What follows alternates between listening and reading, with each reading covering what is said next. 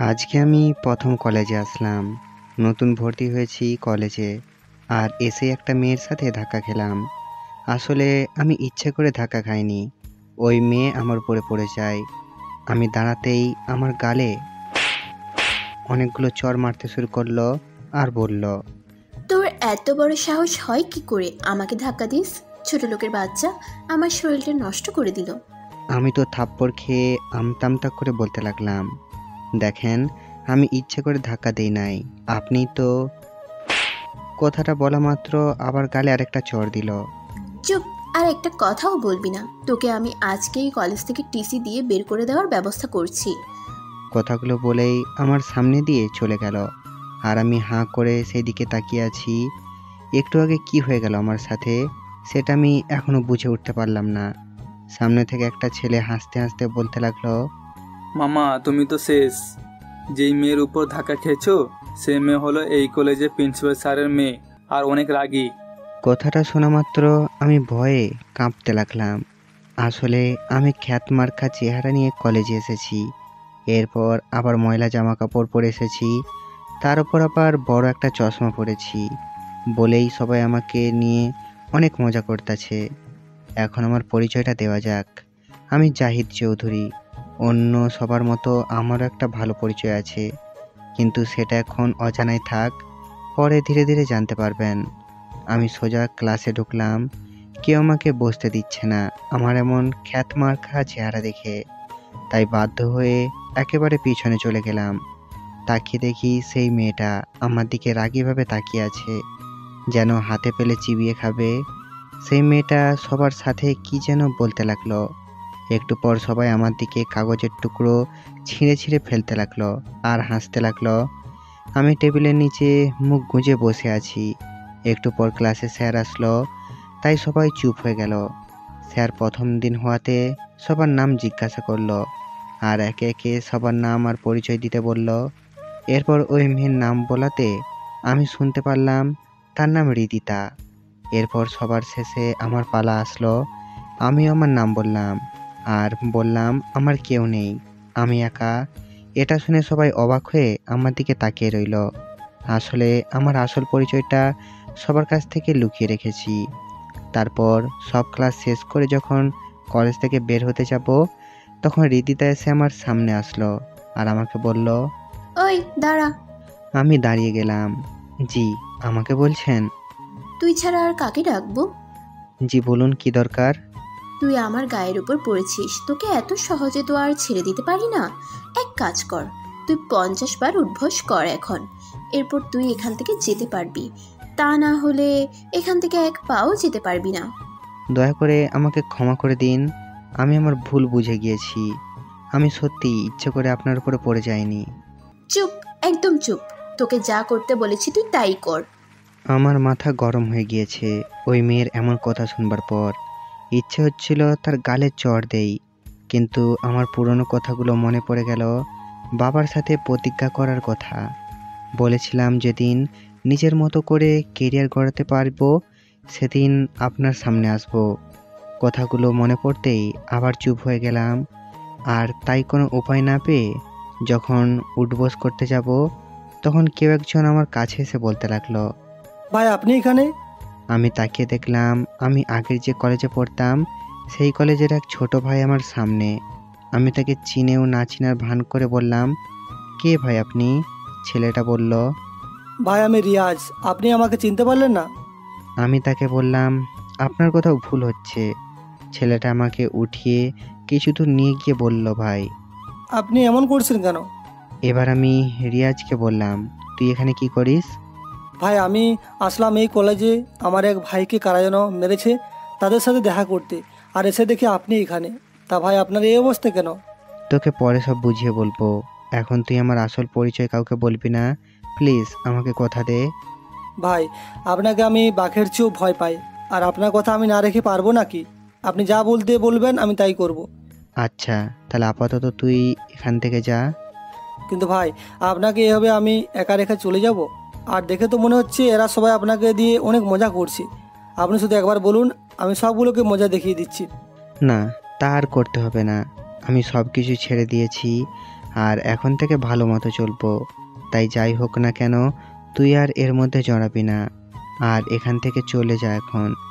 আর তাদের সামনে গিয়ে আমাকে একটা চড় দিয়ে বলবি তুই ভুল করে আমাকে অন্য কাউকে ভেবে বলে ফেলেছিস, এরপর চলে যাবি। আপনি যা বলবেন আমি তাই করব ভাই। আমাদের কথা শেষ করে আবার তাদের সামনে গেলাম, আর আসা মাত্রই আমার কথা মতো রিয়াজ আমাকে বলল, তুই তো একটা খ্যাত ছেলে, তোকে ভুলে আমি কি না কি ভেবে বসেছিলাম। এরপর আমার গালে হালকাভাবে একটা চড় দিল। সবাই ভাবলো অনেক জোরে দিয়েছে। এরপর রিয়াজ চলে গেল। যাক, ছোট লোকটা এমনিতেই আজকের মতো শিক্ষা পেয়ে গেছে। তোকে আজকের মতো ছেড়ে দিলাম, কিন্তু কালকে আবার তোর 12টা বাজাবো। বলেই রিদিতা আর তার বন্ধু বান্ধবীরা সবাই চলে গেল। আমিও সেখান থেকে আমার বাসায় চলে আসলাম। বাসা বলতে এটা একটা রুম ভাড়া নিয়েছি। কলেজ থেকে 5 মিনিটের রাস্তা। রুমে এসেই ভাবতে লাগলাম কি ছিলাম আর কি হয়ে গেলাম। আগের পুরনো কথাগুলো মনে পড়ে গেল, আর 2 চোখ দিয়ে পানি বের হতে লাগলো। বাবার সেই কথাগুলো এখনো কানের মধ্যে শুনতে পাচ্ছি। তোর মতো খারাপ ছেলে আমি আর চাই না। আমার বাসা থেকে বেরিয়ে যা। এমন নেশাখোর ছেলে দরকার নেই আমাদের। যা, বেরিয়ে যা আমার বাড়ি থেকে। সেদিনের পর থেকে আমি বাড়ি থেকে বের হয়ে এখানে চলে এসেছি, আর মনে মনে প্রতিজ্ঞা করেছি নিজেকে পরিবর্তন করে ভালো ছেলে হয়ে এরপর বাবার সামনে যাব, এর আগে না। হঠাৎ এগুলো ভাবছি আর পেটের মধ্যে ইঁদুর দৌড়াদৌড়ি শুরু করতে লাগলো। তাই আর কিছু না ভেবে সোজা চলে গেলাম খাবার রান্না করতে। রান্নাঘরে গিয়ে অনেক কষ্টে কিছু হালকা খাবার রান্না করে সেগুলো দিয়ে খেয়ে নিলাম। জীবনে কখনো যে ছেলে রেস্টুরেন্টের খাবার ছাড়া খেত না, সেই ছেলে আজকে ভাত রান্না করে খায়। এগুলো ভাবতেই অবাক লাগে। আসলে সময় মানুষকে অনেক কিছু শিখিয়ে দেয়। এরপর চলে গেলাম টিউশনিতে। অনেক কষ্টে এই টিউশনিটা পেয়েছিলাম, আর মাস শেষে যে টাকা পেতাম সেই টাকা দিয়ে নিজের সব খরচ জোগাতাম। এরপর বাসায় আসলাম আর পড়তে শুরু করলাম। তারপর রাত 10টায় বাহির থেকে আনা কিছু খাবার ছিল, সেটা খেয়ে আবার পড়তে শুরু করলাম। আমি নিজেকে প্রমাণ করেই দেখাবো যে আমি চাইলে ভালো ছেলে হয়ে থাকতে পারি। এরপর পড়তে পড়তে কখন যে ঘুমিয়ে পড়লাম তা আমার জানা ছিল না। ঘুম ভাঙলো মোবাইলের অ্যালার্মের শব্দে। সেটা বন্ধ করে উঠে দেখি 4:30 বাজে। উঠে অজু করে নামাজ আদায় করে সকালে রান্না শেষ করে সেগুলো খেয়ে কলেজের উদ্দেশ্যে রওনা দিলাম। কলেজের সামনে আসতেই দেখলাম রিদিতা আর তার বন্ধুরা আমার দিকেই চেয়ে আছে। একটু পর আমাকে রিদিতা তার সামনে ডাক দিল। আমি তাদের সামনে যেতেই রিদিতা বলে উঠল, তুই কিভাবে এমন নামি দামি কলেজে ভর্তি হতে পারলি? তোর যেই অবস্থা, আমার তো তোকে দেখলেই বমি চলে আসে। তুই কি ঠিক মতো গোসল করিস না নাকি? আমি চুপ, কিছু বলছি না, শুধু রিদিতার কথা শুনে যাচ্ছি। একটু পর রিদিতা আমাকে বলল, এখন তুই আমাদের সবার জুতাগুলো পরিষ্কার করে দে। এটাই হলো তোর আজকের শাস্তি। আমি আর কিছু বললাম না। তাদের সামনে গিয়ে তাদের জুতাগুলো পরিষ্কার করে দিতে লাগলাম, আর মনে হলো আমার চোখ দিয়ে পানি বের হচ্ছে। আগে কি ছিলাম আর আজকে কি হচ্ছে, সবই ভাগ্যের খেলা। আমি সবার জুতাগুলো পরিষ্কার করার সময় ভুল করে রিদিতার পায়ে আমার হাত লেগে যায়, আর তাতে রিদিতা আমাকে একটা লাথি মারল আর বলতে লাগলো, তোর সাহস কি করে হয় ছোট লোকের বাচ্চা, আমাকে স্পর্শ করিস? আমি লাথির কারণে কিছুটা পেছনে চলে যাই। এরপর বললাম, ভুল হয়ে গিয়েছে, আমাকে ক্ষমা করে দিন। এরপর রিদিতা আমার উপর কিছু টাকা ছুঁড়ে দিয়ে সেখান থেকে চলে যায়। আমিও বসে বসে সেই টাকাগুলো নিয়ে ক্লাসে চলে যাই। মনে মনে ভাবলাম লজ্জার কিছু নেই, এমনিতে তো আর টাকা পাইনি, কষ্ট করে জুতা পরিষ্কার করে এরপর টাকা পেয়েছি। এরপর ক্লাসে স্যার চলে আসলো আর আমাদের ক্লাস শুরু করে দিল। মন দিয়ে ক্লাস করতে লাগলাম, আর একটু পরপর রিদিতার দিকে আর চোখে তাকাচ্ছি। আসলে মেয়েটার চেহারাটা পুরোই জোশ, একদম পরীদের মতো, দেখলেই চেয়ে থাকতে মন চায়। এ যেন আকাশ থেকে কোনো পরী ভুল করে এই পৃথিবীতে চলে এসেছে। এগুলো ভাবছি আর রিদিতার দিকে তাকিয়ে আছি। একটু পর স্যার আমাকে জিজ্ঞাসা করলো আমি কি করছি। আমি বললাম, কই কিছু না তো। তাই স্যার আমাকে বলল এতক্ষণ উনি যা পড়িয়েছেন সেগুলো থেকে একটা প্রশ্ন করবে, তার উত্তর যেন আমি ঠিকভাবে দেই। তারপর স্যার আমাকে অনেক কঠিন একটা প্রশ্ন করলো। সবাই তো অবাক, কারণ এমন প্রশ্নের উত্তর দেওয়া ইম্পসিবল। হৃদিতার দিকে তাকিয়ে দেখি সে আর তার বন্ধুরা আমার দিকে চেয়ে হাসছে মিটিমিটি। হৃদিতা মনে মনে ভাবল, আজকে একদম উচিত শিক্ষা পাবে, কারণ এই প্রশ্নের উত্তর আজ পর্যন্ত কেউ দিতে পারে নাই। আমি স্যারের কথা শেষ হওয়ার পর প্রশ্নের উত্তরটা দিতে শুরু করলাম। এটা দেখে সবাই তো রীতিমতো ভাবাচাকা খেয়ে গিয়েছে। স্যার আমাকে বলল, বাহ, তুমি তো অনেক ভালো ছাত্র। আশা করি তুমি এই কলেজের নাম উজ্জ্বল করবে আর অনেক বড় হতে পারবে। ক্লাস শেষ করে স্যার যখন চলে গেল, এরপর সবাই আমার দিকে হাঁ হয়ে তাকিয়ে আছে, কারণ আমার মতো খ্যাত ছেলে কিভাবে এত কঠিন প্রশ্নের উত্তর দিয়ে দিলাম। কিছুক্ষণ পর দুইজন ছেলে আমার সামনে এসে আমার সাথে কথা বলতে চলে আসলো। হ্যাঁ, আমি অনেক। আর আমি রাখি। আমি জাহিদ। আচ্ছা, আমরা কি বন্ধু হতে পারি? ঠিক আছে, আমার তাতে কোনো সমস্যা নেই, যদি আপনাদের সমস্যা না থাকে। ওই তুই আমাদের আপনি করে বলছিস কেন? তুই করে বল, তার না হলে তোর সাথে কথা নেই। আচ্ছা ঠিক আছে, তুই করে বলবো। আরও কিছু কথা বলে তাদের সাথে ক্লাস শেষ করে রুম থেকে চলেই ক্যান্টিনে চলে গেলাম। সেখানে গিয়ে দেখি হৃদিতা আর তার বন্ধুরা আগে থেকেই চলে এসেছে। আমাকে দেখেই বলতে লাগলো, ওই আবুল, এদিকে আয়। আমাকে বলছেন? তুই ছাড়া আর কাকে বলবো? কিন্তু আমার নাম তো আবুল না, আমার নাম জাহিদ। চুপ ছোট লোক, তুই এখানে কি করিস? তুই এখানে আসলে এই পরিবেশটা নষ্ট হয়ে যাবে। যা এখান থেকে, চলে যা। তুমি আমার বন্ধুর সাথে এভাবে কথা বলছো কেন? বাহ, আবুলের আবার বন্ধুও হয় নাকি? কেন, বন্ধু কি বড়দের কি থাকে না? এই আবুলের জন্য তোরা আমার সাথে বড় বড় কথা বলছিস? তোদের আমি 12টা বাজিয়ে দিব। দয়া করে ওদের কিছু বলবেন না, আমার জন্য তারা আপনার সাথে এভাবে কথা বলেছে, তাই আমাকে যা বলার বলুন। ঠিকই তো, তোর জন্য আজকে আমাকে এভাবে কথাগুলো বলছে। আজকে তোর খবর আছে। কথাটা বলতেই হৃদিতা আবার আমার গালে একটা চড় মেরে দেয়, এরপর চলে যায়। আমিও গালে হাত দিয়ে দাঁড়িয়ে আছি। অনেক আর রাকিব বলল, তুই চুপচাপ এভাবে মাইর খেয়ে যাবি? কি করব বল, তাছাড়া আমার যে আর কিছু করার নেই। কিছু বললেই তো আবার কলেজ থেকে যদি বের করে দেয়, তাহলে তো আমার সব কেরিয়ার শেষ হয়ে যাবে রে। আচ্ছা বাদ দে, মন খারাপ করিস না, আমরা তোর সাথে সব সময় পাশে থাকবো। আচ্ছা চল, খেয়ে বাসায় চলে যাই, আমার আবার অনেক কাজ আছে। খাওয়া শেষ করে কলেজ থেকে বের হয়ে বাসায় গিয়ে ফ্রেশ হয়ে সোজা চলে গেলাম টিউশনিতে। এরপর আবার বাসায় এসে পড়তে শুরু করলাম। এভাবে 3 মাস কেটে গিয়েছে। আর অনেক আর রাকিবের সাথে আমার বন্ধুত্ব অনেক গভীরে চলে গিয়েছে। আর এর মধ্যে তো হৃদিতার অত্যাচার আছেই। প্রতিদিন আমাকে নানান অজুহাতে আমাকে অনেক অপমান করে। এরপর হঠাৎ একদিন ক্লাসে স্যার এসে বলল, 2 দিন পর কলেজ থেকে শিক্ষা শহরে যাব, সবাই ফর্ম পূরণ করে দিও। স্যার, আমরা সবাই কি যাচ্ছি? সবাই যাচ্ছে, কিন্তু কেন? না, বলছিলাম কি, ওই ছোট লোকটাকে না নিয়ে গেলে হয় না? সে গেলে তো আমাদের পিকনিকটাই মাটি হয়ে যাবে। তুমি কার কথা বলছো? আর কলেজে সবার সামনে কেউ ছোট আর বড় না। ওই যে পিছনে যে ছেলেটা আছে তার কথা বলছি। তাকে দেখলেই আমার গা খিনখিন করে। প্লিজ আপনি তার নাম বাদ দিয়ে দিন, তাহলে আমরা সবাই খুশি হব। দেখো রিধিতা, কলেজে সবাই সমান, কেউ ছোট আবার বড় নেই, সুতরাং সবাই যাব, এটাই ফাইনাল। হৃদিতা মনে মনে রাগে ফেটে যাচ্ছে, কি করবে বুঝে উঠতে পারছে না। ক্লাস শেষে তাই হৃদিতা সোজা আমার কাছে চলে গেল আর বলল, তুই ভুলেও আমাদের সাথে যাবি না, আর যদি যাস তাহলে তোর এমন অবস্থা করব যেন 1 মাস হাসপাতালে থাকতে হয়। আচ্ছা ঠিক আছে, আমি যাব না। আর আমার কাছে পিকনিকে যাওয়ার মতো টাকাও নাই, তাই আপনি টেনশন করবেন না। ঠিক আছে, কথাটা মনে থাকে যেন। একটু পর আনিক আর রাকিব আমার কাছে একটা ফর্ম নিয়ে এসে বলে, বন্ধু, এটা পূরণ কর তাড়াতাড়ি। কি এটা? পিকনিকে যাওয়ার ফর্ম। না রে বন্ধু, তোরা যা, আমি যাব না, আমার কাজ আছে অনেক। তুই না গেলে আমরা কেউ যাবো না। তোরা বুঝবার চেষ্টা কর, আমি গেলে অনেক সমস্যা হবে। দেখলি তো হৃদিতা আমাকে সবার সামনে কিভাবে অপমান করছে।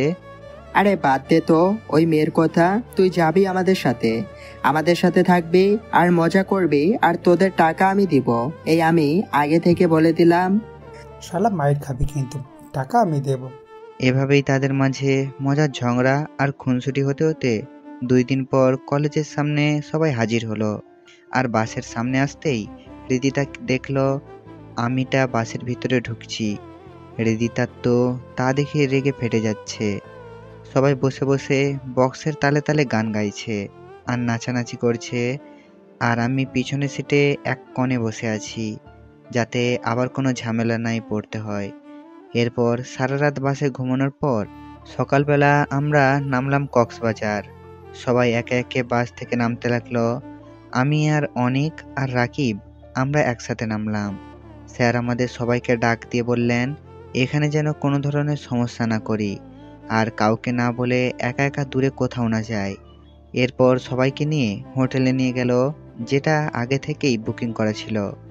আমাদের 3 জনের একটা রুমের চাবি দিল। আমরা রুমে গিয়ে রেস্ট নিলাম, আর কিছুক্ষণ পর সবাই ঘুমিয়ে পড়লাম। এরপর দুপুরে উঠে সবাই খাওয়া শেষ করে বিকালবেলা আবার সবাই এক জায়গায় হাজির হলাম। স্যার বলল, এখন আশেপাশে ঘুরতে যাও, কিন্তু ভুলও বেশি দূরে যাবে না, তাহলে তার বিরুদ্ধে কঠিন ব্যবস্থা নেওয়া হবে। বাইরে আসতেই স্যার বলল, সবাই একসাথে হও, গ্রুপ ছবি তুলতে হবে। সবাই যখন একসাথে হলো তখন হৃদিতা বলল, স্যার ওই আবুল যেন আমাদের সাথে না আসে, তাহলে আমরা কেউ ছবি তুলবো না। আমি দেখলাম হৃদিতার সাথে সাথে তার বন্ধুরাও আমাকে তাদের সাথে আসতে না করছে।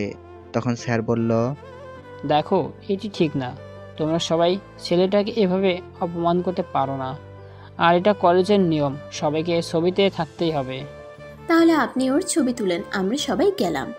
আপনারা কেউ যাবেন না, আর আমার ছবি তুলতে কোনো ইচ্ছে নেই। আপনারাই ছবি তুলুন, আমি অন্যদিকে আসছি। স্যার আবুল যখন বলে দিয়েছে সে ছবি তুলবে না, তাহলে তো হয়ে গেল। স্যার আর কিছু না বলে আমাকে একা রেখেই ছবি তুলে ফেলল। আমি অন্যদিকে আনমনে তাকিয়ে আছি। একটু পর আমার কাঁধে কে যেন হাত রাখলো। পেছনে তাকিয়ে দেখি অনিক আর রাকিব আমার দিকে রাগী দৃষ্টিতে তাকিয়ে আছে। কিরে, তোরা আমার ওপর এভাবে রাগীভাবে তাকিয়ে আছিস কেন? তুই ছবি তুলতে আসলি না কেন? এমনি রে, আমার এগুলো ভালো লাগে না। তুই রিধিতাকে কেন এত ভয় পাস? আমরা তো তোর সাথেই আছি। আমি চাই না আমার জন্য তোদেরও কোনো ক্ষতি হোক। আচ্ছা চল, সাগরের পাড় দিয়ে হাঁটি, ভালো লাগবে। আমরা সাগরের পাড় দিয়ে হাঁটাহাঁটি করছি, আর অন্যদিকে হৃদিতা আর তার বন্ধুরা বক্স নিয়ে নাচানাচি আর হই হুল্লোড় করছে। সাথে বেয়ার আর কোমল পানি আছে। সন্ধ্যা হয়ে এসেছে, তাই অনেক আর রাকিব বলল, চল এবার হোটেলে চলে যাই। আমি বললাম, তোরা যা, আমি একটু পর আসতেছি। তারাও কিছু না বলে আমাকে রেখে চলে গেল। আমিও সামনের দিকে হাঁটছি, আর দূরে আগুন জ্বালিয়ে একটা মেয়ে আর কিছু ছেলের নাচানাচি দেখছি বলেই মনে হলো, তাই আমি সেদিকে যেতে লাগলাম। এদিকে হৃদিতার বন্ধুরা ভাবলো অনেকদিন পর হৃদিতাকে একা পেয়েছে, তাই আজকে তার মনের বাসনা পূর্ণ করবে। তাই তারা বিয়ারের গ্লাসে ঘুমের ঔষধ মিশিয়ে হৃদিতাকে দিল, আর হৃদিতাও কিছু না বুঝে সেটা খেয়ে ফেললো। এরপর হৃদিতা মাতলামি করতে লাগলো। আমি দূর থেকে এবার কাছে চলে আসলাম, আর এসে দেখছি হৃদিতাকে তারা মাটিতে ফেলে কি করতে যাচ্ছে। আমার আর সেটা বুঝতে বাকি রইল না, তাই আমি আর চুপ থাকতে পারলাম না। আমি আমার আগের রূপটা একটু তাদেরকে দেখিয়ে দিলাম। একটাকে ধরে দিলাম একটা ঘুষি। সে ঘুষি খেয়েই মুখে হাত দিয়ে দেখে রক্ত বের হচ্ছে, তাই দেখে বাকিরাও সেখান থেকে পালিয়ে যায়। আমি এরপর নিচে তাকিয়ে দেখলাম হৃদিতা মাটিতে শুয়ে আবল তাবল বকছে। তাকে এখন কি করা যায় তাই ভাবছি। কেউ নেই আশেপাশে, তাই বাধ্য হয়ে তাকে কোলে তুলে নিলাম। মাগোরে, এই মেয়ে দেখছি অনেক ভারী। আমার মাথা দিয়ে রীতিমতো ঘাম বের হচ্ছে। অনেক কষ্টে হোটেলের ভিতরে নিয়ে গিয়ে হৃদিতার রুমের চাবিটা নিয়ে ওর রুমে দিয়ে আসলাম। ওকে রুমে এসে খাটে শোয়াতেই হৃদিতা আমাকে তার কাছে টেনে নিল, আর আমি সোজা তার শরীরের ওপর পড়ে যাই। সে নেশার ঘরে আমাকে তার ঠোঁটে কিস করতে লাগলো। আমি তাকে ছাড়ানোর অনেক চেষ্টা করছি, কিন্তু তার উপর যেন অন্য কেউ ভর করে আছে। অনেক কষ্টে তাকে ছাড়িয়ে এরপর হৃদিতাকে শুইয়ে দিলাম, আর আমি রুম থেকে বের হয়ে গেলাম। ভাবছি একটু আগে কি হয়ে গেল। এত কিছু ভাববার সময় নেই। যা হয়েছে তা তো আমি ইচ্ছে করে করি নাই, আর কেউ দেখেওনি। এগুলো মনে মনে ভাবতে ভাবতে আমার রুমে গিয়ে দেখি তারা ঘুমিয়ে পড়েছে। আমিও গিয়ে ঘুমিয়ে পড়লাম। এরপর সকালে ঘুম থেকে উঠে দেখি বাইরে অনেক হইচই। আমি বাইরে আসতেই রিদিতা আমাকে দেখেই আমার জামার কলার ধরে চড় থাপ্পড় দিতে লাগলো আর বলতে লাগলো, তুই নাকি আমাকে কালকে এখানে নিয়ে এসেছিস? তোর এত বড় সাহস হলো কিভাবে আমাকে নিয়ে এসেছিস? আমি বললাম, আপনি কিভাবে জানলেন? হোটেলের স্টাফকে বলাতে সে তোর কথা বলেছে। দেখুন, আমার কিছু করার ছিল না। কালকে রাতে আপনি বাইরে অজ্ঞান হয়ে পড়েছিলেন, সেখান থেকে আমি আপনাকে এখানে নিয়ে এসেছি। দাঁড়া, আমি আসতেছি, এরপর তোর ব্যবস্থা নিচ্ছি। বলে রিদিতা হোটেলের সিসিটিভি রুমে গিয়ে কালকে রাতে এখানে কি কি হয়েছে সেগুলো দেখতে লাগলো। আর যা দেখলো তা দেখে তো তার সারা শরীর পুড়তে লাগলো। দেখছে আমি তাকে কোলে করে তার রুমে নিয়ে যাচ্ছি।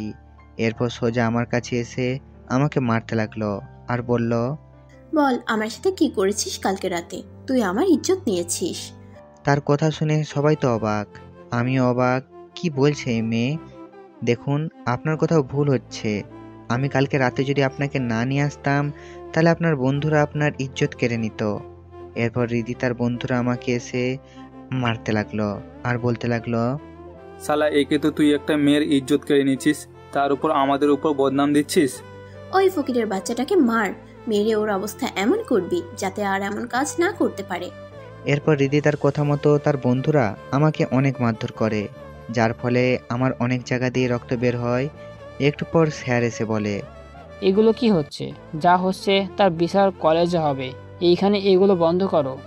স্যারের কথা শুনে তারা আমাকে ছেড়ে দেয় আর আমি কোনো রকমে উঠে দাঁড়াই।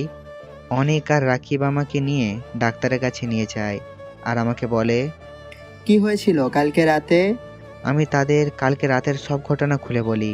আমার কথা শেষ হতেই অনেক আমাকে একটা চড় মারে আর বলে, শালা, কি দরকার ছিল ওই মেয়েকে বাঁচাতে? চলে আসতি, যা হওয়ার হতো। তাহলে আজকে তোর এই অবস্থা হতো না। বাদ দে বন্ধু, আমি কিভাবে পারবো এমন একটা খারাপ পরিস্থিতিতে কাউকে ফেলে আসতে? আমি না হয় মার খেয়েছি, কিন্তু একটা মেয়ের জীবনের সম্পদ, সেটা তো ঠিক আছে।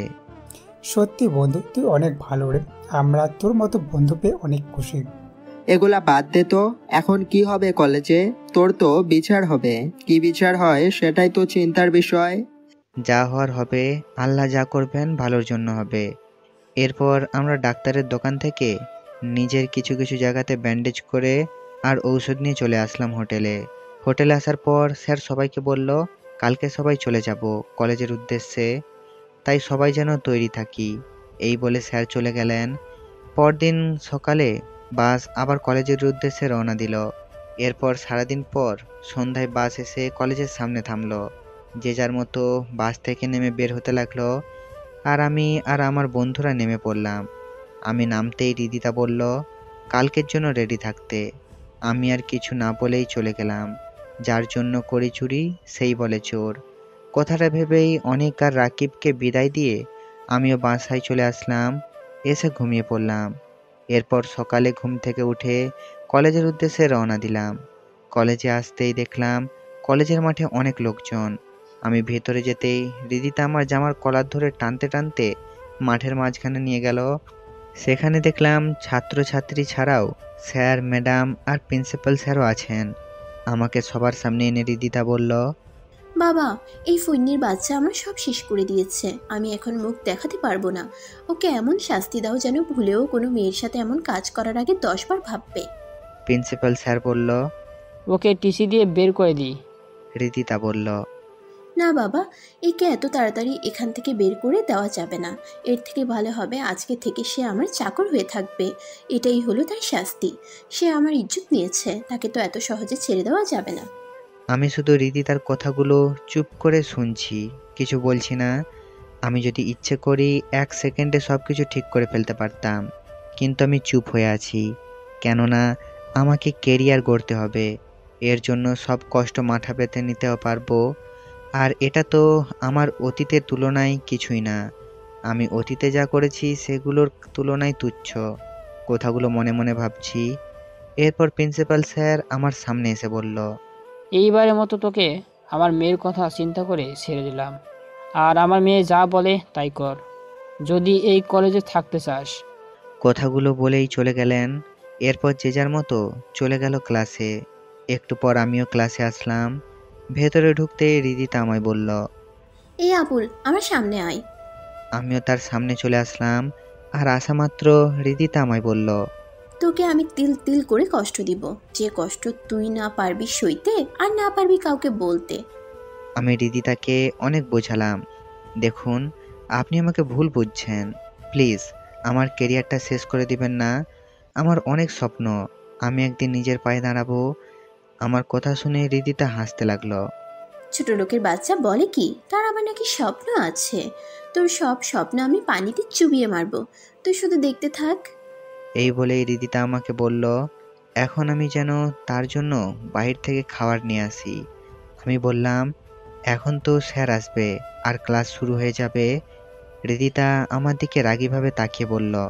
তুই যাবি কিনা বল, তা না হলে তোর ব্যবস্থা নিচ্ছি। আমি আর কিছু না বলে ক্লাস থেকে বের হয়ে গেলাম। রিদিতার কাছ থেকে টাকা নিয়ে বাইরে গিয়ে রিদিতার বলা মতো ক্যাডবেরি আর চিপস নিয়ে আবার ক্লাসের সামনে আসলাম। দেখি স্যার ক্লাস করাচ্ছেন। আমাকে দেখেই স্যার বলল, ক্লাসে ফাঁকি দিয়ে কোথায় গিয়েছিলাম? আমি চুপ করে থাকাতে স্যার আরও অনেক কথা শোনাতে লাগালেন। এরপর আমাকে বাইরে থাকতে বললেন। আমিও চুপ হয়ে আছি বাইরে। এরপর স্যার ক্লাস শেষ করে বাইরে বের হলে আমি ভেতরে গিয়ে রিদিতার হাতে খাওয়ার প্যাকেটটি দিয়ে আবার পেছনে চলে আসলাম। আর ভাবতে লাগলাম, এভাবে তো আর আমি নিজের কেরিয়ার গড়তে পারবো না, আমাকে কিছু একটা ভাবতে হবে। বাকি ক্লাসগুলো শেষ করে আমি আর আমার বন্ধুরা কলেজের বাইরে বের হব। এমন সময় পেছন থেকে আবার ডাক আসলো। আমি বুঝতে পারলাম এটা রিদিতার ডাক, তাই দাঁড়িয়ে পড়লাম। আর পেছনে তাকিয়ে দেখলাম রিদিতা আমাকে ডাকছে। কি রে, তুই আমাকে না বলে কই যাস? এখন তো ক্লাস শেষ, তাই বাসায় যাচ্ছি। তুই যেখানেই যাস না কেন, আমাকে বলে এরপর যাবি। ঠিক আছে, কালকে থেকে বলে এরপর যাব। আজকে যেহেতু তুই ভুল করেছিস, তাই তোর সেই শাস্তি তো পেতেই হবে। এই বলে রিদিতা আমাকে দুটা চড় মারল।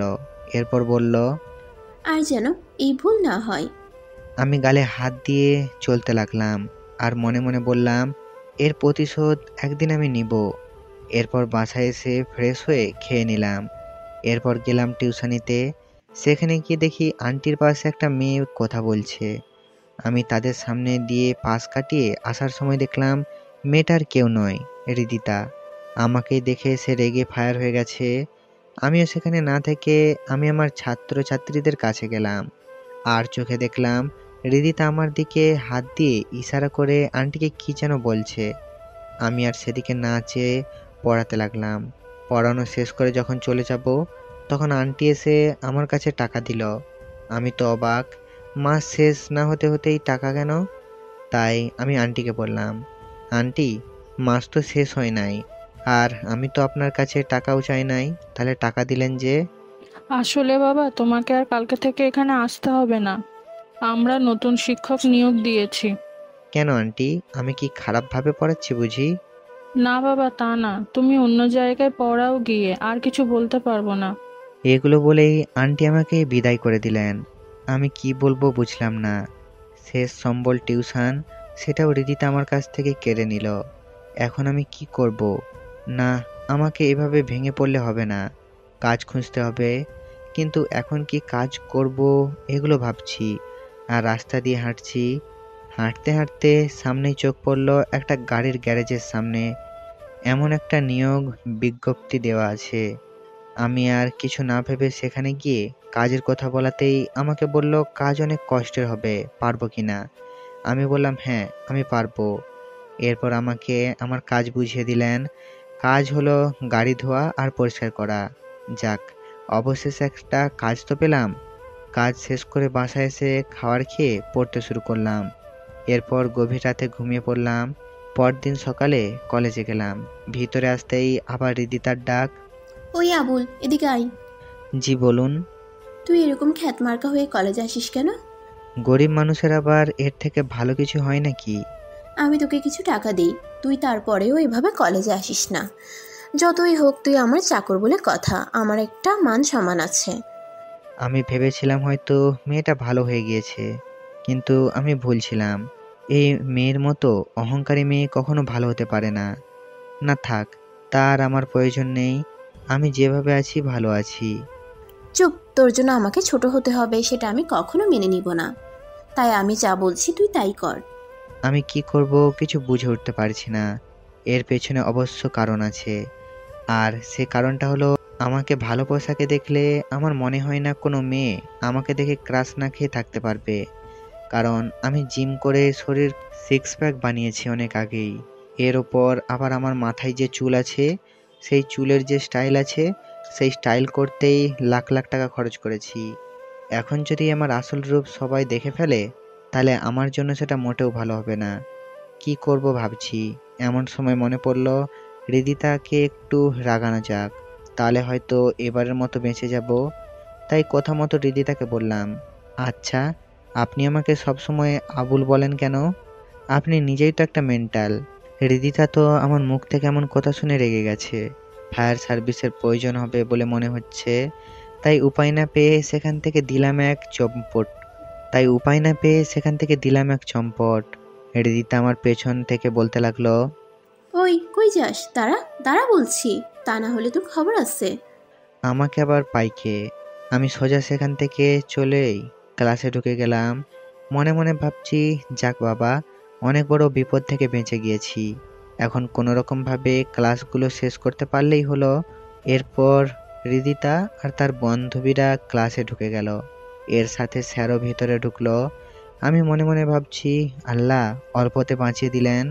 হৃদিতার দিকে তাকাতেই সে আমায় হাতের ইশারায় বুঝাচ্ছে আজকে আমি শেষ।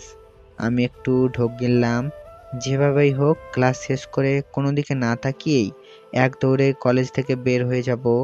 কারণ আমি চাই না এটা নিয়ে আবার বাড়তি ঝামেলায় পড়ি। তাই যেমন ভাবা তেমন কাজ। সব ক্লাস শেষ হতেই কাউকে কিছু না বলেই দিলাম এক দৌড়ে কলেজের বাইরে। এরপর বাইরে গিয়ে ভাবছি, এভাবে আর কতদিন দৌড়ে দৌড়ে পালিয়ে বাঁচবো। ধুর, যা আছে কপালে পরে দেখা যাবে। এখন গ্যারেজে চলে যাই। কাজটা আমার জন্য ভালোই হয়েছে। দুপুর 2টা থেকে সন্ধ্যা 6টা পর্যন্ত গ্যারেজে গিয়ে বড় ভাইকে সালাম জানিয়ে কাজে লেগে পড়লাম। এভাবে প্রায় 3 মাস চলে গেল।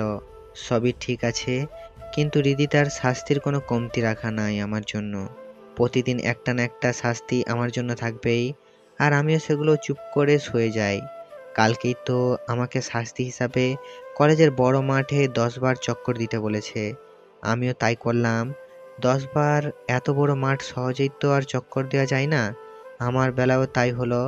আমার হাঁটতে অনেক কষ্ট হচ্ছিল, কিন্তু হৃদিতার মন এবারও গলেনি। 10 বার চক্কর দেওয়ার পর আমার মুক্তি হলো। এখন আমি গাড়ির মেকানিক। এই কয়দিনে অনেক কিছু শিখে গিয়েছি। আমার একটা ভালো গুণ আছে, সেটা হলো আমি একবার যে জিনিসটাকে দেখব সেটা খুব সহজেই শিখে নিতে পারি।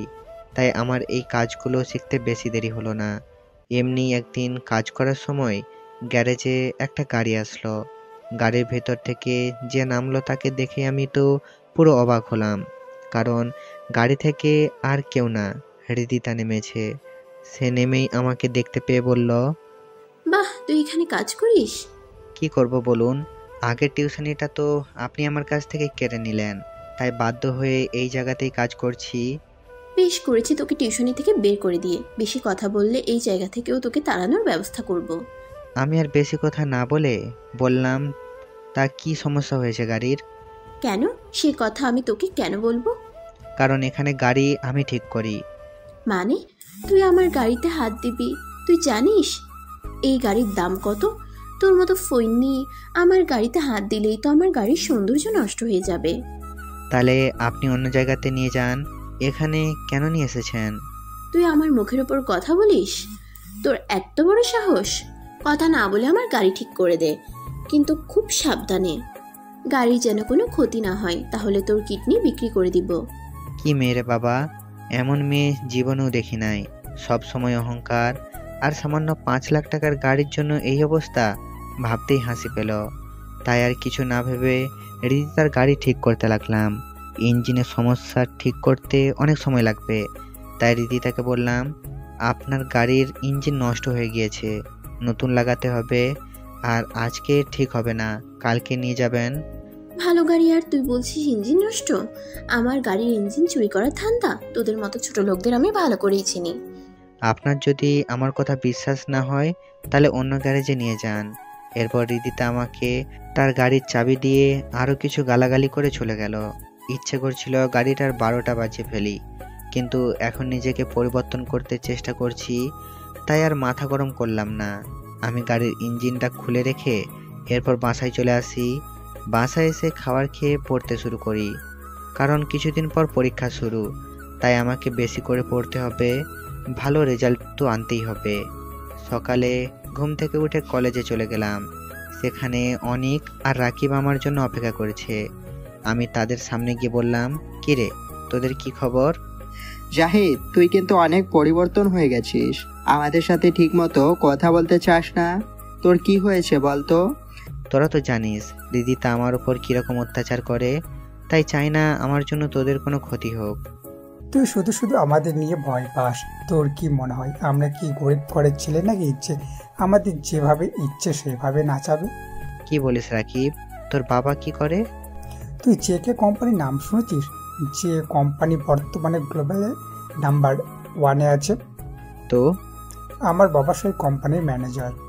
আমি একটু হাসলাম মনে মনে, কেননা এই কোম্পানিটাই তো আমার বাবার। আমার মুখে হাসির আভাস দেখে রাকিব আমাকে বলল, তুই হাসছিস কেন? আমি তার কথা শুনে বর্তমানে ফিরে আসলাম।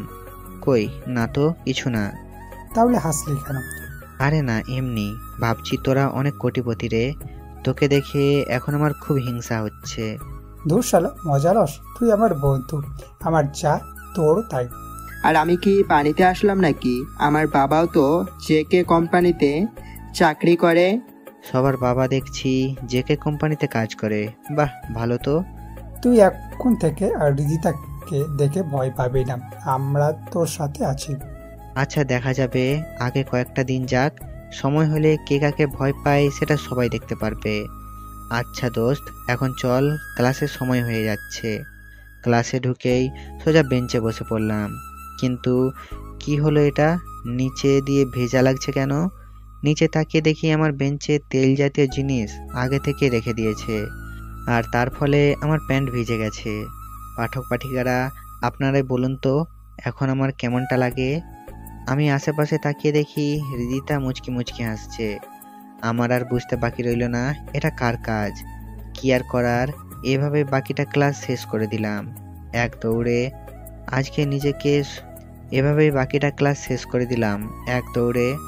আজকে নিজেকে সত্যি আবুল আবুল মনে হচ্ছে। মজা নেওয়ার একটা মাত্রা থাকে, কিন্তু আজকেরটা কি বলবো।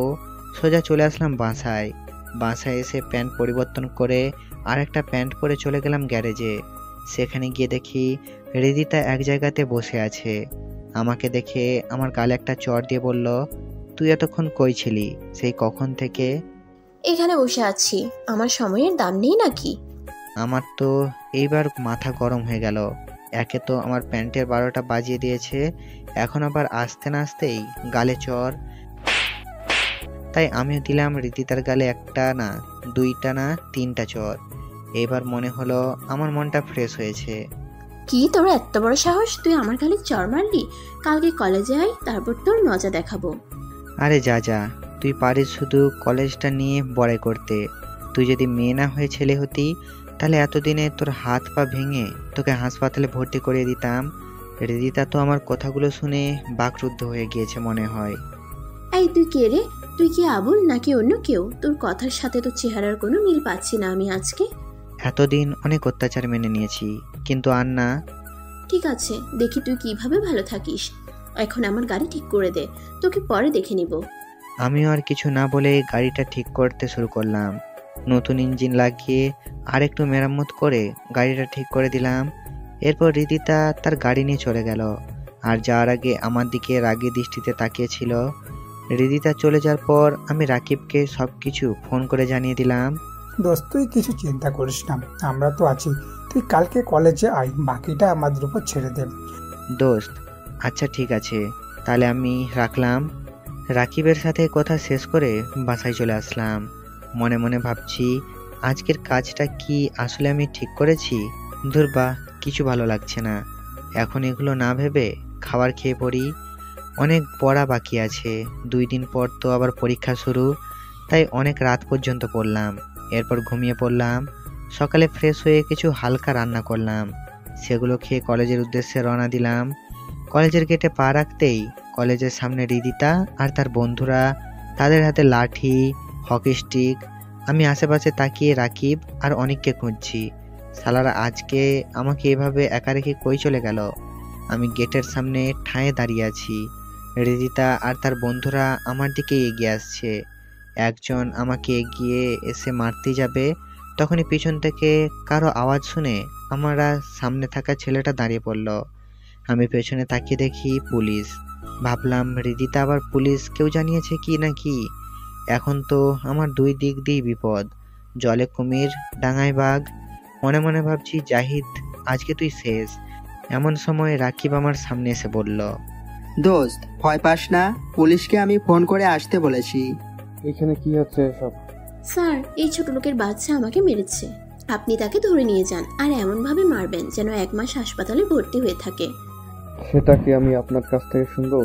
এই মেয়ে, তুমি এই ছেলের সাথে এমন খারাপ ব্যবহার করছো কেন?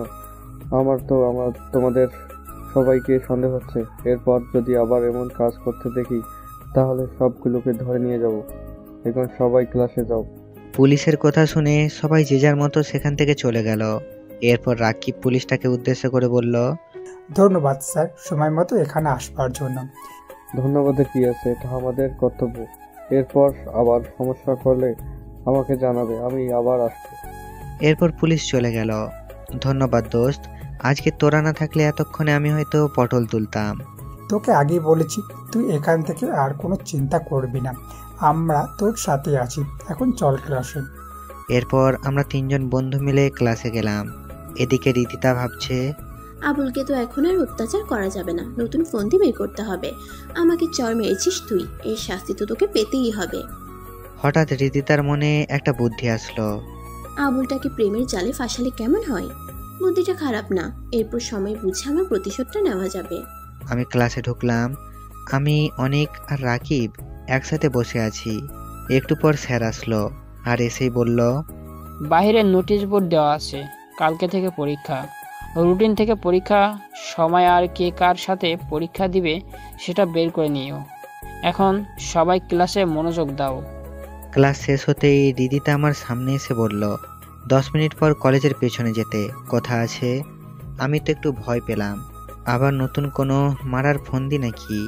রাকিব বলল, ভয় পাস না, তুই যা কিছু হলে পুলিশকে ফোন দিলেই চলে আসবে। এরপর রিদিতা একটা হাসি দিয়ে চলে গেল। আমরা 3 জন তো অবাক। রাকিব তো আমাকে খোঁচা মেরে বলল, কি রে বন্ধু, বুঝলাম না, তোকে দেখে হাসি দিল মনে হলো তোর প্রেমে পড়ে গেল নাকি? ধুর, কি যে বলিস না, এই মেয়েকে আমি জীবনও বিশ্বাস করব না। আর প্রেম তো দূরের কথা। আচ্ছা তোরা থাক, আমি গিয়ে দেখে আসি কি বলে।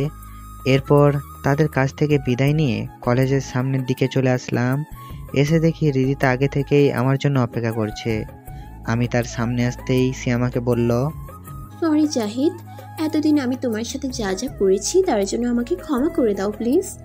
জানি আমি আমার এই ভুলের কোনো ক্ষমা নেই, তারপরও আমি জানি তুমি আমাকে ক্ষমা করে দিবে, কারণ তোমার মন অনেক ভালো। আমি এতদিন তোমাকে চিনতে ভুল করেছি, এখন বুঝতে পেরেছি যে তোমাকে এভাবে কষ্ট দেওয়া আমার ঠিক হয়নি। আমি রিদিতার মুখে এগুলো শুনে তো আমার হজম হচ্ছে না। এই মেয়ে বলে কি এসব? এমন কথা স্বপ্নেও শোনা সম্ভব না। আর আমি দিনে দুপুরে এগুলো শুনছি। রিদিতা আবার বলতে শুরু করছে, জানি তো আমার কথা বিশ্বাস করতে পারছো না, কিন্তু আমি সত্যি আমার ভুল বুঝতে পেরেছি। আমাকে ক্ষমা করে দাও জাহিদ। আপনি ঠিক আছেন তো? এগুলো কি বলছেন? আমি যা বলছি ঠিকই বলছি। এখন তুমি যদি আমায় ক্ষমা না করো তাহলে আমি নিজেকে শেষ করে দিব।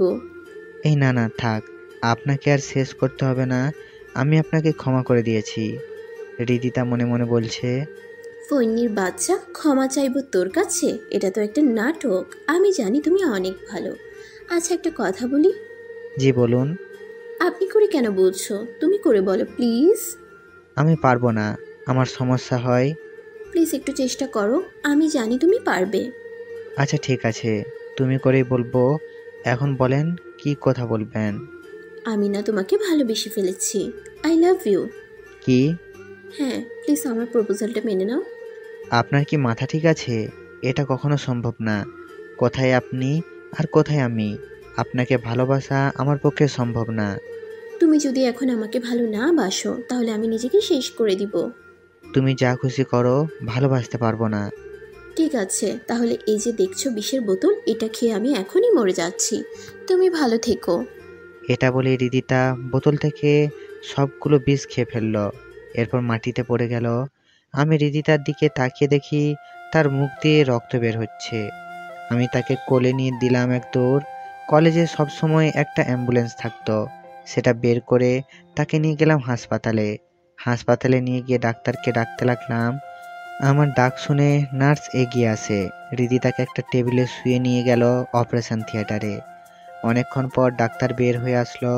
আমি গিয়ে ডাক্তারকে বললাম, রিদিতার কিছু হয়নি তো? চিন্তার কোনো কারণ নেই, বিপদমুক্ত আছেন, যান গিয়ে দেখে আসতে পারেন।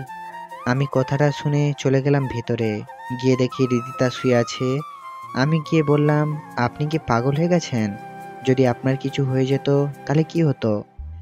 আমার যা হবার হতো তাতে তোমার কি? যদি এখনো আমাকে ভালো না বাসো তাহলে আমি এখন আমার বিষ খাবো। আমি আর কিছু না বলে রিদিতার হাত ধরলাম আর বললাম, ঠিক আছে, আমিও তোমাকে ভালোবাসি, তুমি আর এমন পাগলামি করো না প্লিজ। রিদিতা তো মনে মনে অনেক খুশি, কারণ তার প্ল্যানটা কাজে দিয়েছে। আসলে বিষ হিসাবে রিদিতা টমেটো সস দিয়ে বোতল ভরে রেখেছিল, আর সেটাই খেয়ে মুখ থেকে বের করেছিল। আর তাই দেখে আমি রক্ত মনে করেছিলাম। আর হাসপাতালের ডাক্তারকে রিদিতা আগে থেকে বলে রেখেছিল যে সে আসলেই তাকে নিয়ে যেন এমনভাবেই নাটক করে যায় সবাই, আর আমাকে কিছু না করে দেয়। বোকা আমি, রিদিতার কোনো প্ল্যানই বুঝলাম না। তাই রিদিতা মুচকি হাসলো। তুমি হাসছো যে, কি হয়েছে তোমার? এই হাসি সুখের হাসি, তোমাকে কাছে পাওয়ার হাসি। আচ্ছা ঠিক আছে, তাহলে এখন শুয়ে থাকো। কালকে তো আবার পরীক্ষা শুরু, পরীক্ষা দিতে পারবে তো? সেটা নিয়ে তোমাকে ভাবতে হবে না, তুমি শুধু আমার পাশে সব সময় থেকো, তাহলে আমি ঠিক হয়ে যাব। সত্যিই মেয়েটা অনেক পরিবর্তন হয়ে গিয়েছে, মনে মনে ভাবছি আমি। আচ্ছা তুমি এখন ঘুমাও, আমি তাহলে বাসায় গেলাম। আচ্ছা যাও, আর সাবধানে যেও, কালকে কলেজে দেখা হবে। এই বলে রিদিতা আমার কপালে একটা কিস করলো।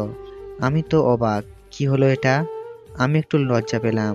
তাকিয়ে দেখি রিদিতাও লজ্জার নিচের দিকে তাকিয়ে আছে। আমি এরপর রিদিতাকে বিদায় দিয়ে বাসায় চলে আসলাম।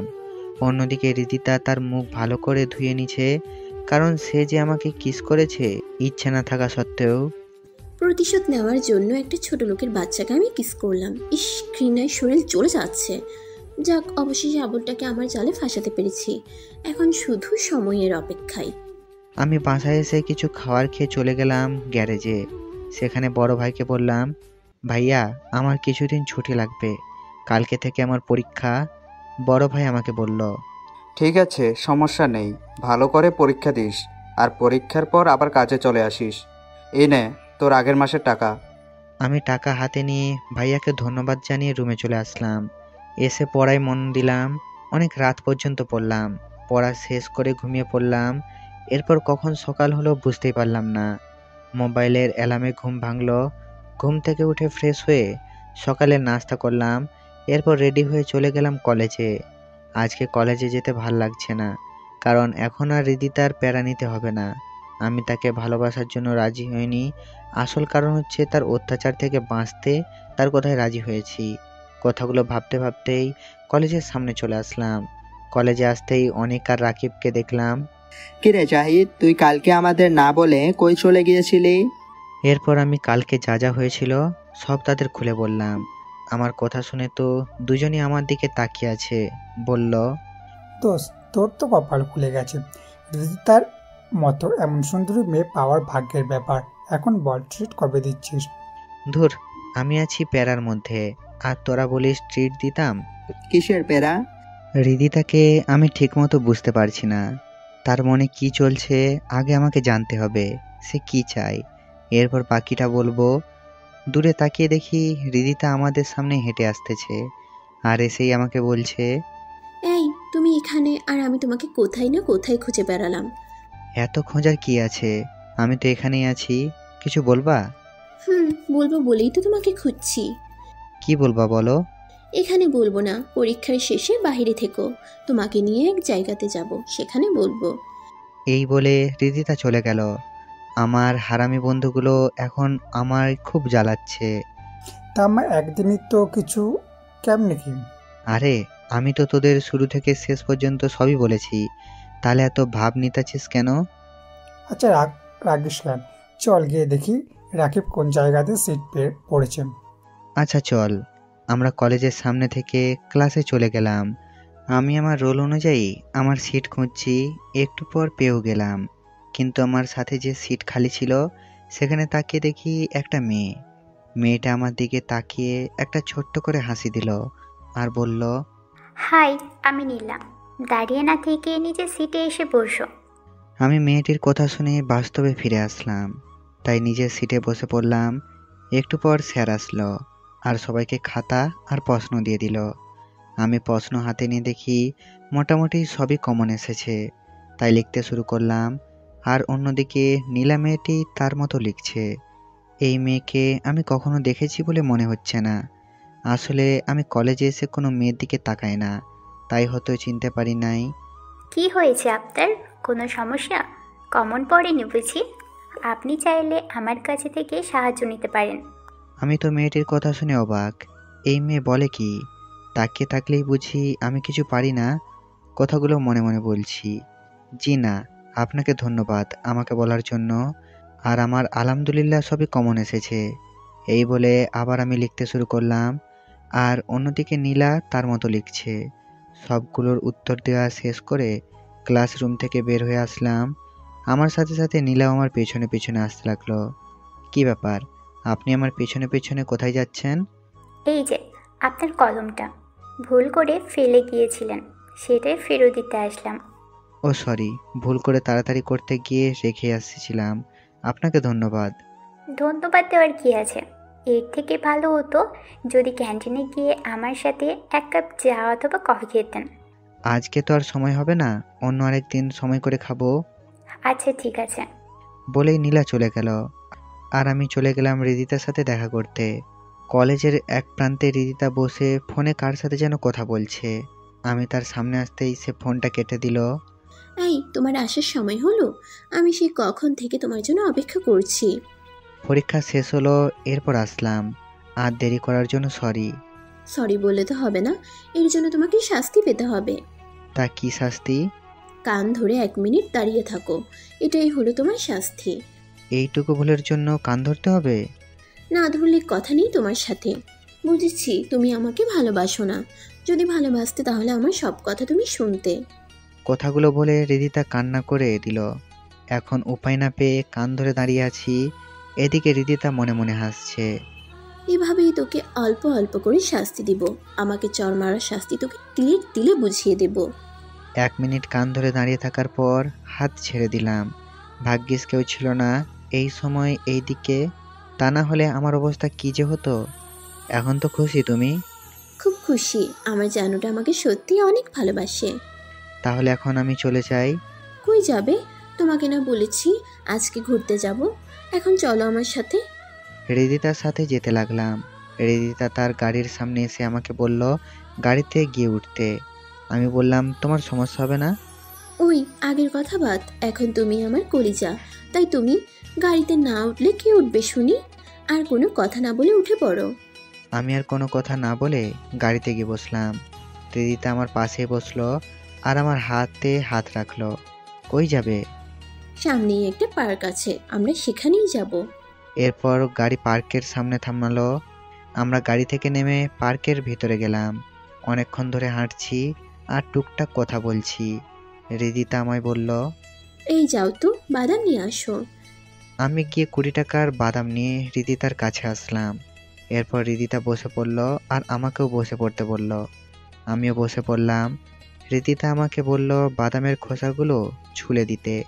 আমি একটু একটু করে সবগুলোর খোসা বের করে রিদিতার সামনে রাখলাম। রিদিতা আমাকে তার কোলে মাথা রাখতে বলল।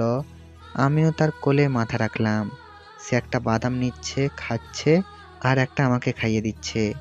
পাঠক প্লাস পাঠিকারা আবার বাদাম চেয়ে লজ্জা দিয়েন না কিন্তু। আমি যত দেখছি রিদিতাকে তত অবাক হচ্ছি। আসলে কি রিদিতা আমায় সত্যিকারের অর্থে ভালোবাসে? আর অন্যদিকে রিদিতা ভাবছে, ইচ্ছে করছে আবুলটাকে পানিতে ফেলে দেই, আর না হয় গলা টিপে মেরে ফেলি। ইস, বাসায় গিয়ে পাক্কা 2 ঘন্টা গোসল করতে হবে। এরপর আমরা দুজন দুজনের চিন্তা থেকে বের হয়ে একে অন্যজনের দিকে কিছুক্ষণ তাকিয়ে রইলাম। কি ভাবছো? তেমন কিছু না, ভাবছি তুমি বাহির থেকে যেমনই হও না কেন, ভেতর থেকে তুমি অনেক ভালো। রিদিতা মনে মনে ভাবছে। আমি ভালো না খারাপ সেটা সময় হলেই জানতে পারবি।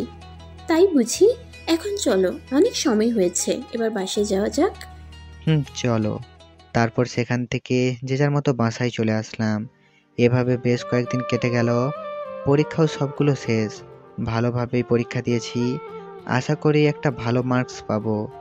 অন্যদিকে রিদিতার সাথেও অনেক ঘুরলাম, একসাথে খাওয়া দাওয়া করলাম, কিন্তু তার প্রতি আমার কোনো ফিলিংস কাজ করছে না। এর মধ্যে অনেকবার হাত ধরা আর কোলে মাথা রাখা, এমনকি পরীক্ষার শেষ দিন রিদিতা আমায় কিস করেছিল। এরপরও তার প্রতি আমার কোনো ফিলিংস কাজ করছে না। কথাগুলো মনে মনে ভাবছি। নীলা আমার সামনে এসে হাজির হলো। কি ব্যাপার মিস্টার, কি ভাবছেন এত? আমি চুপ করে অতল সমুদ্রে ভেবেই যাচ্ছি। তা দেখে নীলা আমায় হাত দিয়ে ধাক্কা দিল। এবার আমার হুঁশ ফিরে আসলো। আমি হুড়মুড়িয়ে তাকিয়ে দেখি নীলা আমার সামনে। কি ব্যাপার, আপনি এখানে কখন আসলেন? সেই কখন থেকে আপনাকে ডেকেই যাচ্ছে, আপনার তো কোনো পাত্তাই নেই। তা এত কি ভাবছেন মিস্টার? এমনি কিছু না। তা আপনার কি খবর? আমার খবর নিয়ে আর কি করবেন? আমাকে তো আপনি... কথাটা বলেই নীলা চুপ হয়ে গেল। কি হলো, চুপ করে গেলেন যে? না, তেমন কিছু না। আচ্ছা চলুন, ক্যান্টিনে গিয়ে 1 কাপ কফি খেয়ে আসি, যদি আপনার সময় হয় তো। আমার আজকে কোনো কিছু নেই এখন, তাই আপনার সাথে 1 কাপ কফি খাওয়াই যায়। এরপর আমরা চলে গেলাম ক্যান্টিনে। নীলা আমার আর তার জন্য 2টা কফি অর্ডার করলো, আর একটু পর কফি চলেও আসলো। আচ্ছা, তোমার বাসায় কে কে আছে? কেউ নেই। মানে? কেউ নেই মানে কেউ নেই। কোথায় আছেন তাহলে? জানি না। আপনি কি আমার কথায় রাগ করেছেন? না, তেমন কিছু না। আসলে আমি আমার অতীতগুলো মনে করতে চাই না, তাই এসব কথা থাক, অন্য আরেকদিন বলবো। আচ্ছা ঠিক আছে, তবে আপনাকে একটা কথা বলার ছিল। কি কথা? আপনি কি জানেন রিদিতা আপনাকে নিয়ে গেম খেলছে? মানে? মানে হলো সে আপনার সাথে মিথ্যা ভালোবাসার নাটক করছে। সেটা আপনি কিভাবে জানলেন? কারণ আমি তার বান্ধবী ছিলাম এক সময়, কিন্তু এখন আর নেই। আপনাকে কষ্ট দেওয়ার জন্যই সে এগুলো করছে, আরও অনেক কিছু করতে যাবে সামনে দিয়ে। তা আমাকে আপনি এগুলো কেন বলছেন? কারণ আমি জানি আপনি অনেক ভালো, আর আপনাকে এভাবে কষ্ট পেতে দেখলে আমার ভালো লাগবে না। আমি আপনাকে অনেক আগে থেকে ফলো করেছি। আপনি সবার মতো না, একদম আলাদা। আপনার মধ্যে কোনো 6-9 নেই। আপনি প্লিজ রিদিতার থেকে সাবধানে থাকবেন। আর আমি যে এগুলো আপনাকে বলেছি, এই কথাটা রিদিতাকে বলবেন না। আপনি কি পাগল হয়ে গেছেন নাকি? আপনি আমার অনেক বড় উপকার করলেন, আর আপনার কথা আমি বলে দিব, এই কথা ভাবলেন কিভাবে? যাই হোক, আসলে আমিও রিদিতাকে ভালোবাসি না।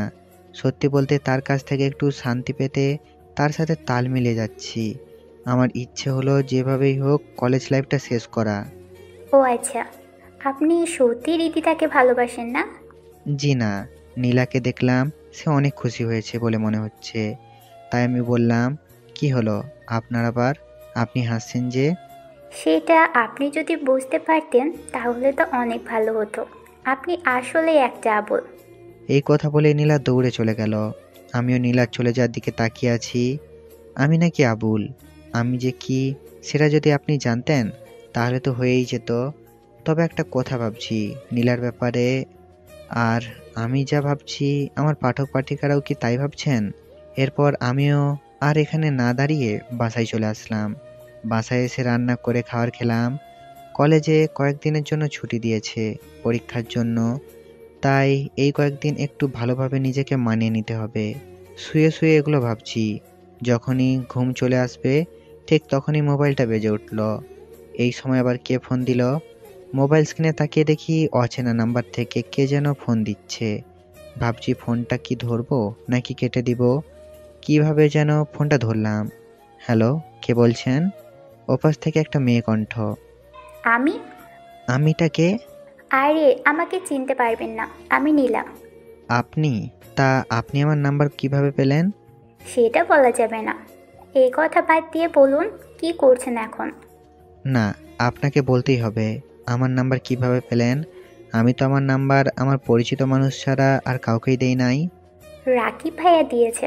প্রথমে দিতে রাজি হয় নাই, পরে অনেক কষ্টে নিয়েছি। তা এত কষ্ট করে আমার নাম্বার নেওয়ার কি আছে শুনি? সেটা আপনাকে জানতে হবে না। এখন বলেন কি করছেন আপনি? এই তো ঘুমের দেশে যেতে চেয়েছিলাম, কিন্তু আপনি এসে আমার পথে বাধা দিয়ে আসলেন। সরি, আমি বুঝতে পারিনি আপনি এখন ঘুমিয়ে পড়বেন।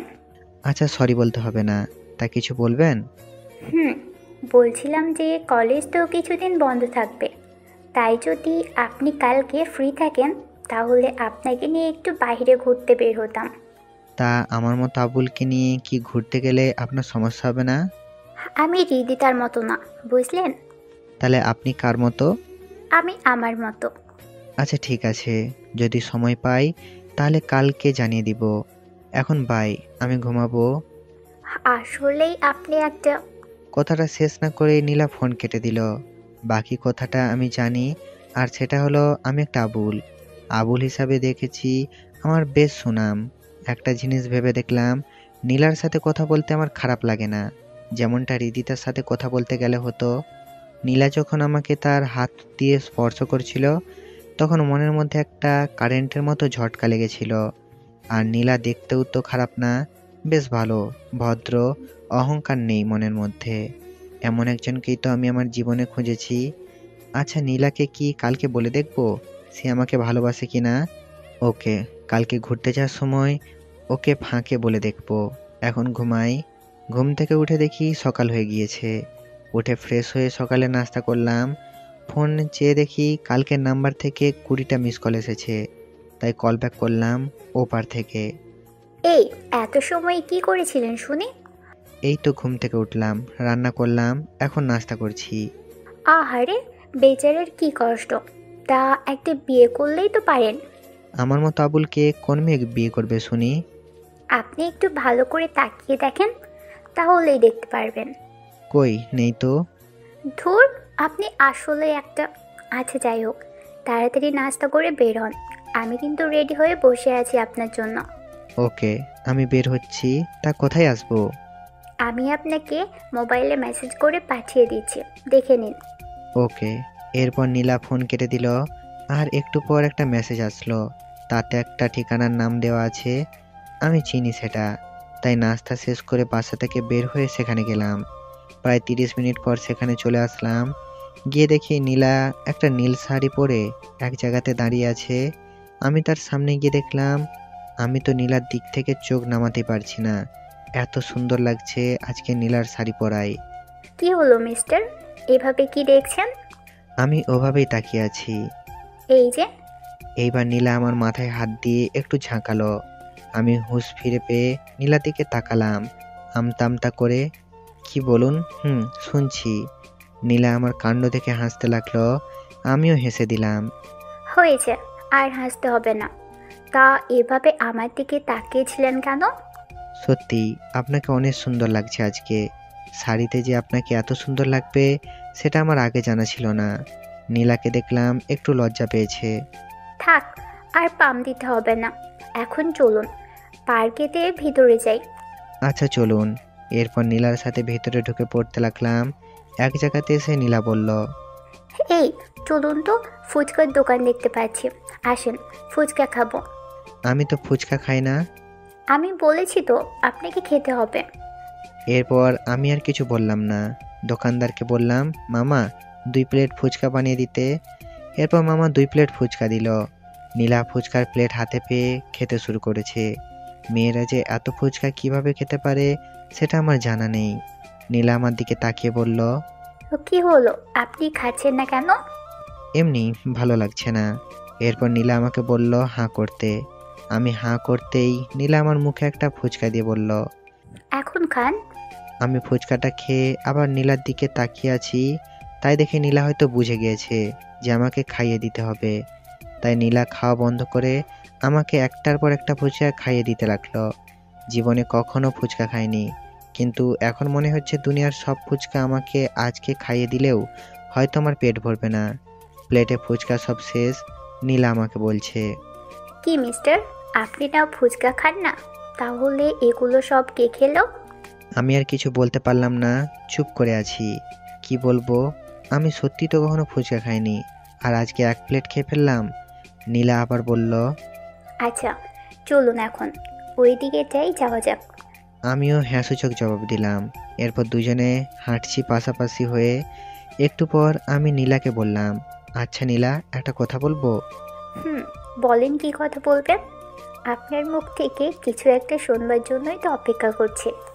আচ্ছা, আপনি কি কাউকে পছন্দ করেন? হঠাৎ এমন প্রশ্ন করলেন যে? না, এমনি মনে হলো তাই বললাম। ও আচ্ছা, আসলে আমি একজনকে অনেক ভালোবাসি। সেই কলেজে প্রথম দিন থেকেই যখন তাকে দেখেছিলাম ঠিক তখন থেকেই। সে সবার থেকে একদম আলাদা। গরিব ঘরের ছেলে হলেও তাকে আমি অনেক ভালোবাসি। আমার বুঝতে বাকি রইল না যে নীলা কার কথা বলছে। তারপরেও তাকে বললাম, সেই ছেলেটার নাম কি বলা যাবে? এত সহজ করে বললাম, এরপরেও আপনাকে তার নাম বলে দিতে হবে? আপনি সত্যি একটা আবল। যান, আপনার সাথে কোনো কথা নেই। এই বলে নীলা চলে যেতে চাইলো। আমি পেছন থেকে নীলার একটা হাত ধরে ফেললাম। নীলা দাঁড়িয়ে গেল। কি হয়েছে আপনার? আপনি আমাকে ধরলেন যে? তা এভাবে চলে যাবেন নাকি সেই ছেলেটার মনের কথাটাও একটু শুনবেন? জি বলুন। ভালোবাসি। এভাবে না, সুন্দর করে প্রপোজ করেন। তুমি হাসতে পারলে আমিও হাসতে পারবো, তুমি কাঁদতে পারলে আমিও কাঁদতে পারবো, তুমি ভালোবাসতে পারলে আমিও ভালোবাসতে পারবো, শুধু পারবো না তোমাকে ভুলে যেতে। I love you. এরপর নীলা আমাকে জড়িয়ে ধরলো আর কান্না করতে শুরু করলো। কখনো আমাকে ছেড়ে চলে যাবেন না তো? জীবন থাকতে আপনাকে ভুলতে পারবো না, কিন্তু মরে গেলে তার কথা বলতে পারবো না। অনেক হয়েছে, আপনি করে বলা, এখন থেকে তুমি করে বলো। আচ্ছা ঠিক আছে। এরপর নীলা যা করলো তাতে তো আমি বাকরুদ্ধ, কারণ নীলা আমাকে কিস করেছে। প্রায় 5 মিনিট পর আমাকে ছেড়েছে। এভাবে কেউ কিস করে? আর একটু হলে তো আমি পটল তুলতাম। হয়েছে, তোমাকে আর পটল তুলতে হবে না। এখন চলো, অনেক বেলা হয়েছে। বাসায় আমার জন্য সবাই চিন্তা করবে। আচ্ছা চলো তাহলে। এরপর নীলাকে তার বাসার সামনে নামিয়ে দিয়ে আমিও গ্যারেজে চলে আসলাম। গ্যারেজে ঢুকতেই একটা গাড়ির দিকে আমার চোখ পড়ল। গাড়িটাকে আমার খুব চেনা চেনা মনে হচ্ছে। এটা রোলস রয়েলস ব্ল্যাক এডিশন গাড়ি। গাড়ির ভেতর থেকে একজন নামলো। লোকটাকে দেখেই তো লোকটা আর কেউ নয়, তিনি আমার বাবা। বাবাকে দেখে আমি অবাক হয়ে গেলাম। বাবা এখানে কিভাবে আসলো? আমার খবর কিভাবে পেল? কথাগুলো মনের মধ্যে ঘুরপাক খাচ্ছে। একটু পর বাবা আমার সামনে আসলো।